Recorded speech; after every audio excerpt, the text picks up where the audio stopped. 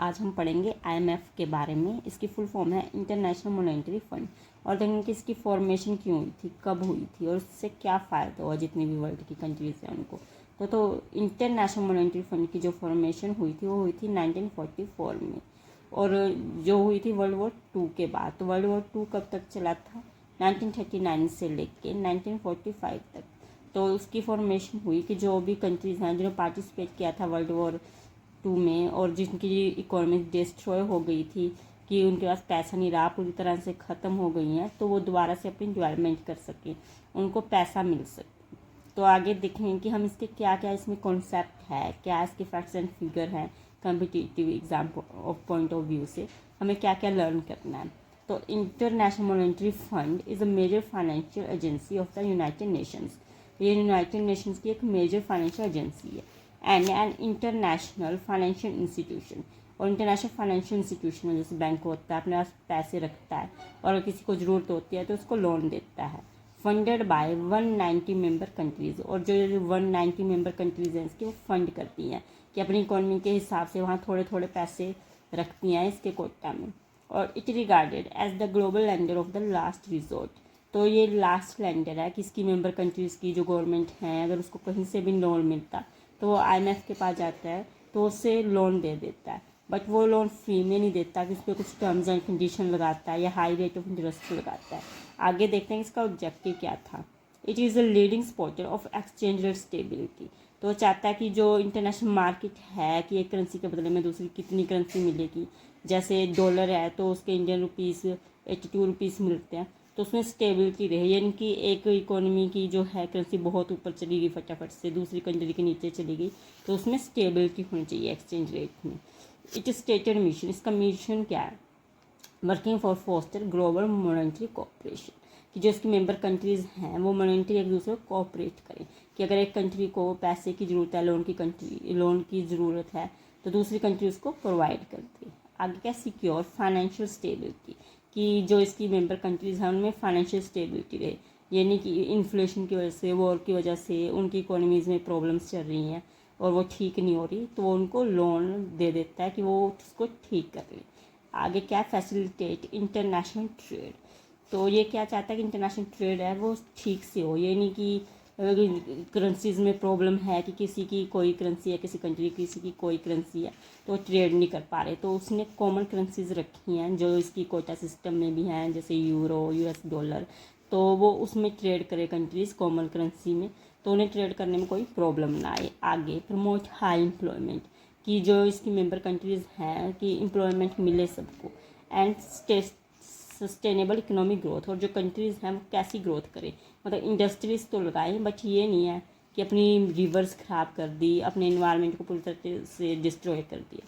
तो economic growth होनी चाहिए, बट हमारा इन्वायरमेंट है वो भी ठीक रहना चाहिए।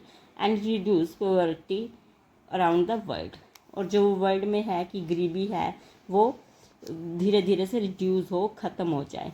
आगे देखते हैं इसकी फॉर्मेशन कब हुई थी। इसकी जो फॉर्मेशन हुई थी वो जुलाई 1944 में हुई थी, ब्रिटेन वुड्स कॉन्फ्रेंस से।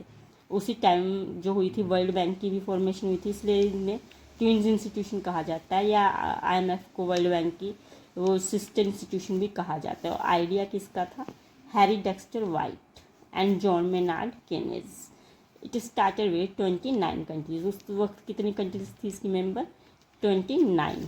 गोल क्या था? Reconstruction the international monetary system after world war 2, कि जो इंटरनेशनल मॉनेटरी सिस्टम है वो डिस्ट्रॉय हो गया है, कि हाँ बहुत सारी कंट्रीज़ पूरी तरह से ख़त्म हो गई हैं उनकी इकोनॉमीज, तो उसको दोबारा से रिकन्स्ट्रक्ट करना। आगे क्या है? It plays a central role in the management of balance of payments difficulties and international financial crisis. अब बैलेंस ऑफ पेमेंट्स क्या होता है कि आपने एक्सपोर्ट कितने किए, आपने इम्पोर्ट कितने किए, वो बराबर होने चाहिए। कि आपने 100 रुपये की चीज़ अगर बेची है तो 100 रुपये की ही आपको किसी से ख़रीदनी चाहिए। अब आपने अपने दोस्त को कोई चीज़ खरीदी, मतलब उससे कोई चीज़ उसको एक्सपोर्ट की 100 रुपये की, बट उससे कोई चीज़ ले ली है वो 200 रुपये की, तो आपको 100 रुपये ज़्यादा देने होंगे। वो चाहता है कि आपको जो बैलेंस ऑफ पेमेंट्स हैं उसमें प्रॉब्लम ना हो, वो बैलेंस रहें, कि जितने पैसे आपने दिए हैं लेने हैं किसी से उतने ही दें आप उसको।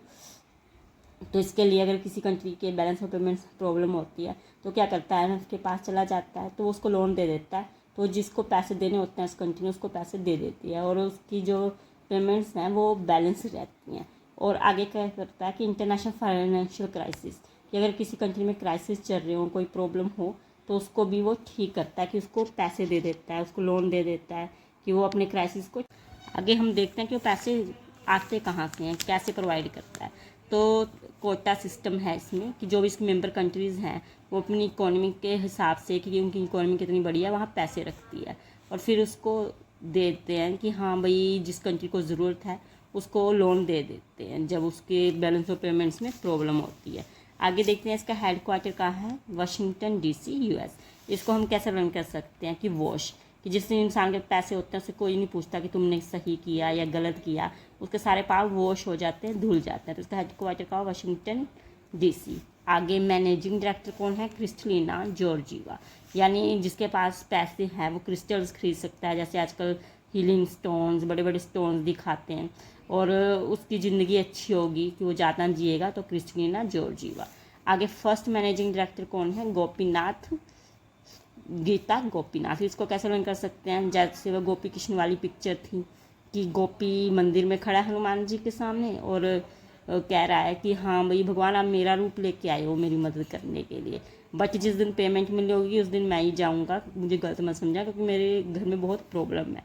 तो इसी तरह से IMF से भी लोग पैसे लेने चले जाते हैं। तो इसको इसकी first managing director Gita Gopinath. उसके बाद देखते हैं IMF work to stabilize and foster economies of its member countries by use of its the fund as well as other activities। तो जो IMF है वो अपनी मेंबर कंट्रीज इकोनॉमीज़ को ट्राई करता है कि हाँ भाई वो स्टेबल रहें, उनकी ग्रोथ हो।